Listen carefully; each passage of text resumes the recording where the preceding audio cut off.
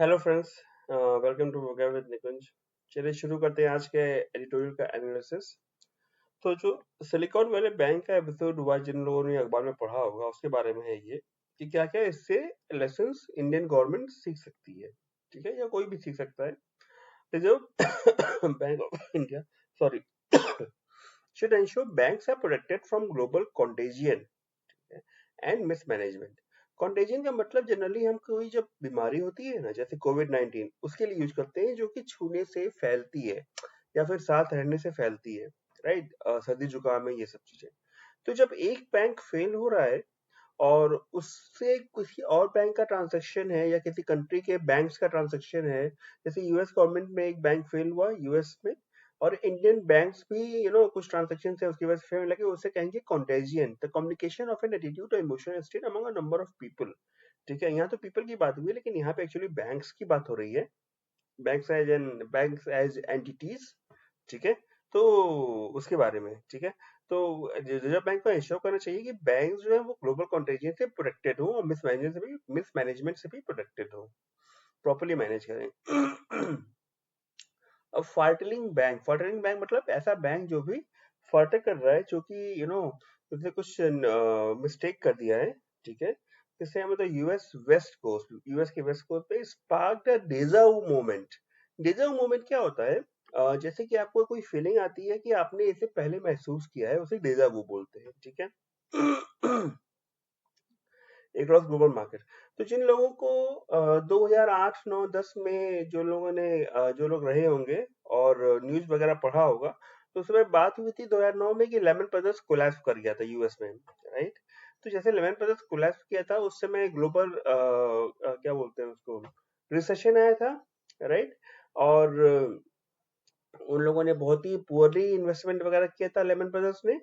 ठीक है, तो वैसा मोमेंट दोबारा, ऐसा फीलिंग हुआ कि आ गया है जब ये सिलिकॉन वैली बैंक फेल हुआ तो। ठीक है, as fears of a Lehman redux triggered sharp declines in banking stocks world wide.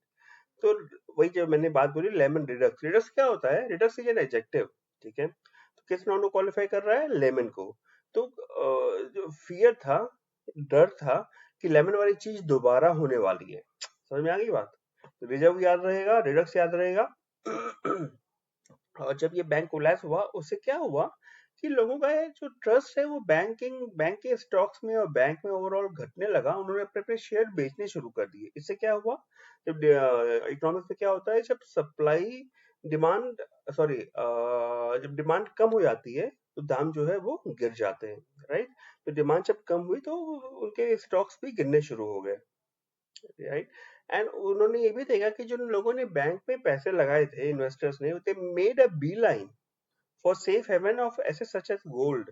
ठीक है, तो जब बैंक के स्टॉक गिरने लगे तो लोगों ने क्या चीज करना शुरू कर दिया। मेक अ बिलियन का मतलब होता है कि, मैंने लिखा नहीं है यहाँ पे, सॉरी, यहाँ पे लिखा है मैंने, हरी डायरेक्टली टू। ठीक है, एक मिनट लिख देता हूँ मैं वहां पे भी।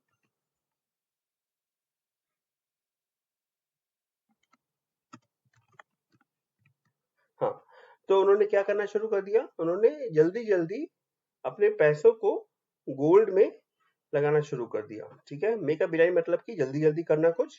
राइट, एक लाइन लगा लेना कुछ करने के लिए। जनरली मेक अ बिलाई तभी यूज करते हैं जब बैंक से पैसा निकालने की बात करते हैं।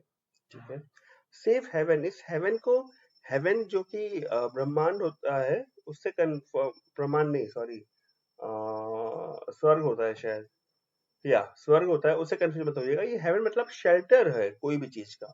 ठीक है, तो ये माना जाता है कि कुछ भी हो जाए, सोने की वैल्यू नहीं घटेगी, चाहे कोई भी स्टॉक प्राइस, एफडी या कुछ भी और घट जाए, बढ़ जाए, तो वो सोना एक सेफ इन्वेस्टमेंट माना जाता है, तो उन्होंने सोने में इन्वेस्ट करना शुरू कर दिया। ठीक है, लेकिन 4 दिन के कोर्स के बाद फ्राइडे से जो रेगुलेटर है वर्ल्ड के लार्जेस्ट इकोनॉमी में, जो कि यूएस की बात हो रही है, उन्होंने दे एक्टेड विद एलेक्ट्रिटी। ठीक है, उन्होंने बहुत ही लाइवलीफुल एक्ट किया, मतलब क्या बोलेंगे इसको, ईगरनेस के साथ, बिल्कुल जिंदा दिली दिखाते हुए। ये नहीं कि बिल्कुल पैसे पड़े हुए हैं, जैसे हमारे यहाँ हिडनबर्ग का केस हुआ है, लेकिन सुप्रीम कोर्ट को एक कमेटी का गठित करनी पड़ी, राइट, 3 मार्च को, ठीक है। सेबी ने अपनी तरफ से शायद कोई खास एक्शन नहीं लिया, तो वैसा नहीं है वहां पे उन्होंने फटाफट एक्शन लिया। क्या करने के लिए? पब्लिक का जो कॉन्फिडेंस गिर गया है बैंकिंग में, उसको बूस्टर करने के लिए। बूस्टर मतलब सपोर्ट और स्ट्रेंथ, मजबूती देने के लिए, ताकि उनका विश्वास बना रहे, ठीक है। एलिक्विटी याद रहेगा, ईगरनेस, लाइवलीनेस, ठीक है, जिंदा दिली दिखाते हुए। बूस्टर मतलब सपोर्ट एंड स्ट्रेंथ।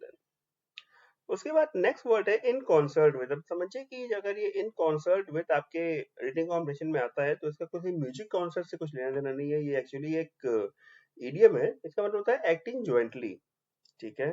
तो फेडरल डिपॉजिट इंश्योरेंस कॉर्पोरेशन, जो कि वहाँ रेगुलेटरी अथॉरिटी है, उन्होंने क्या किया? सिलिकॉन वैली बैंक को टेक ओवर कर लिया, मतलब खरीद लिया बिल्कुल, ठीक है, अपना बैकअप लगा दिया।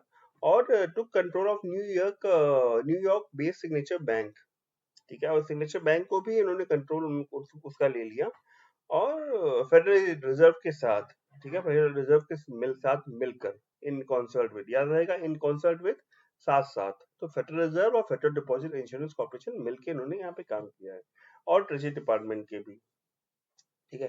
उन्होंने ये भी अनाउंस किया तीनों ने मिलकर कि डिपॉजिटर्स जो है दोनों बैंक के, वो उनको पूरा पूरा पेमेंट किया जाएगा, जो भी उनका पैसा बैंक में जमा है, ठीक है। लेकिन शेयर होल्डर्स जो है वो प्रोटेक्टेड नहीं होंगे, ठीक है। तो ये था।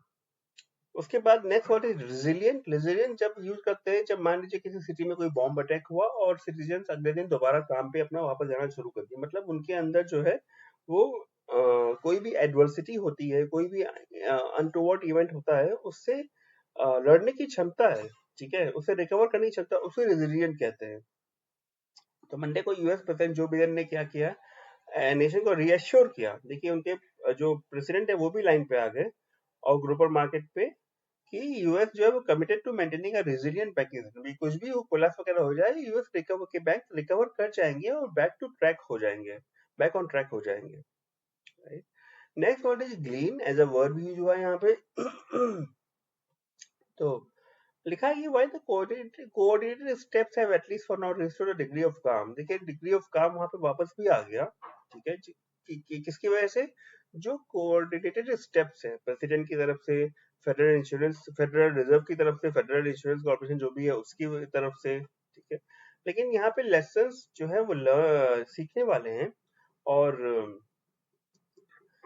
others that could perhaps be gleaned over time, कि ये लेसन तो है ही, और कुछ और लेसन भी हैं जो कि धीमे धीमे हम सीख सकते हैं, या कोई भी सीख सकता है। ग्लीन मतलब छोटी छोटी इंफॉर्मेशन, छोटे छोटे पीसेस में सीखना, जानना।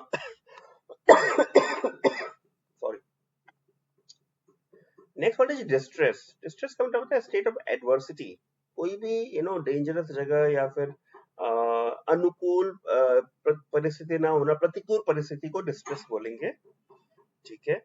तो कहाँ से शुरू हो रहा है ये सेंटेंस? हाँ, यहाँ से। The banks have also invested in, ये उसकी बात हो रही है सिलिकॉन वैली की, कि उन्होंने क्या यूएस ट्रेजरीज और मॉर्गेज बॉन्ड्स में इन्वेस्ट किया था, जिनका जब वहां पे इंटरेस्ट रेट बढ़ा, तो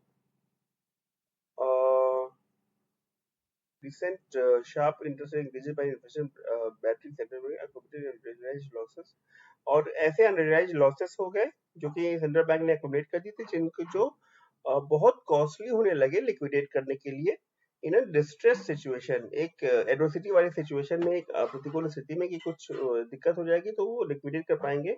तो वो इंटरेस्ट रेट के बढ़ाने से ये ऐसे अनरियलाइज लॉसेस थे जो कि बहुत कॉस्टली हो गए लिक्विडेट करने के लिए, मतलब बेचने के लिए, ठीक है।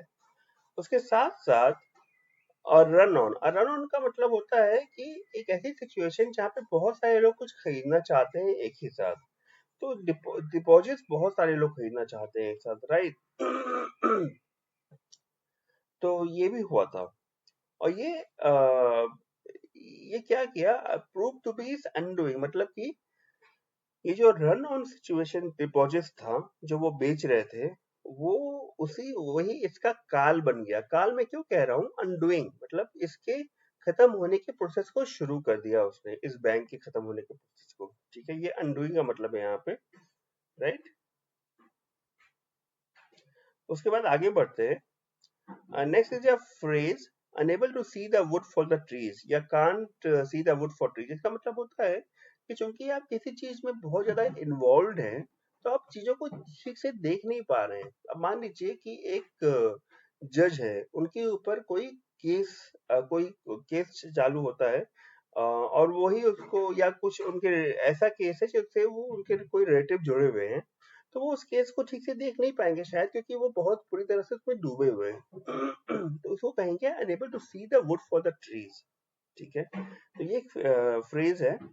Blaming the Fed's monetary tightening as the proximate cause for the bank failures. अब इन बैंक्स ने क्या किया, या एक बैंक ने क्या किया, उसने फेड की जो मॉनेटरी टाइटनिंग है, ठीक है, जो इंटरेस्ट रेट बढ़ा या जो भी इंटरेस्ट रेट में चेंज हुआ, उसको कारण बता रहे हैं कि बैंक के फेलियर का। तो ये तो गलत चीज है, क्योंकि ये तो उनकी खुद की गलती से वो क्रिप्टो करेंसी वगैरह में इन्वेस्ट करे थे, उसकी वजह से उनका जो भी गड़बड़ हुआ है वो हुआ है, राइट। तो ये है unable to see the wood for the trees, ये याद रहेगा आपको। कुछ ना देख पाना क्योंकि, या कुछ ना समझ पाना क्योंकि आप बहुत ज्यादा इन्वॉल्व है उसमें। उसके बाद नेक्स्ट पॉइंट इज प्रेडिकेट। ये हमने 10 मार्च को भी पढ़ा था। प्रेडिकेट का मतलब as a word, subject predicate की बात यहाँ नहीं हो रही है। तो interest rates move in cycles and all banking is fundamentally predicated on managing the risk. Interest rate जो साइकिल में मूव करता है, मतलब कि सीजनल होता है। ठीक है, साल के कुछ पार्ट में गिर जाएगा, कुछ पार्ट में बढ़ जाएगा। ठीक है, और बैंकिंग जो है वो फंडामेंटली जो है वो प्रेडिकेटेड होती है, मतलब कि डिक्लेयर्ड होती है, ठीक है, या अफर्म्ड होती है कि मैं कैसे रिस्क मैनेज करना है। ठीक है, इसके बारे में होता है। तो irrespective of the fact whether interest rate is increasing or declining, you need to manage your assets and liabilities accordingly, right? You just simply cannot blame it on the regulatory authority, right. तो ये कहना चाह रही है कि ये यहाँ पे कहीं प्रेडिकेट का मतलब होगा बेस्ड ऑन। तो फंडामेंटली बेस्ड होता है कि कितने रिस्क आप ले रहे हैं, कितने रिस्क आप मैनेज कर पा रहे हैं। उसके बाद जो पॉइंट है वो है काउंटर साइक्लिकल। इसका मतलब होता है अगेंस्ट इकोनॉमिक साइकिल। ठीक है, तो reserve bank of India guideline of 2018 advising banks to create an investment fluctuation reserve just a kind of counter cyclical tool। Reserve bank of India का जो गाइडलाइन आया है 2018 का, जिसमें बैंक्स को वो कह रहे हैं कि एक इन्वेस्टमेंट फ्लक्चुएशन रिजर्व बना के रखे, ताकि काउंटर साइक्लिकल टूल वो बन जाए। मतलब कि जो इकोनॉमिक साइकिल होता है नॉर्मल, उसके अगेंस्ट एक टूल बना के रखे, ताकि कोई भी ऐसी चीज हो तो उस पे उनके पास बफर करने का टाइम, एनर्जी, रिसोर्सेस वगैरह हो। ठीक है, तो ये चीज है। Still the RBI must remain on guard to ensure that neither global contagion or management missteps threaten any local lender। इससे अभी भी आरबीआई को गार्ड में रहना चाहिए। On guard is again an idiom. इसका मतलब होता है careful and looking out for danger, मतलब कि विजिलेंट होना चाहिए। ठीक है, हिंदी में बोलते हैं चौकस रहना चाहिए, और ताकि ऐसा कोई चीज इंडिया में न हो या इंडियन बैंक्स को अफेक्ट ना करे। तो ये था आज का सेशन। कैसा लगा मुझे कमेंट सेक्शन में बताइएगा। और मेरे ख्याल से ये सेंटेंस है एक, जिसको मैंने ठीक से एक्सप्लेन नहीं कर पाया हूँ। ठीक है, इसको मैं अगले सेशन में बताता हूँ आपको क्या है इसका मीनिंग। चलिए ठीक है, और आप भी दोबारा पढ़िएगा, let me know in the comment section. और कैसे लगे आज का सेशन, लेट मी नो। चलिए, अगर ऐसे ही अपना वर्क पावर बढ़ाना चाहते हैं तो यहाँ क्लिक करके सब्सक्राइब कर सकते हैं। Thank you for watching, bye bye.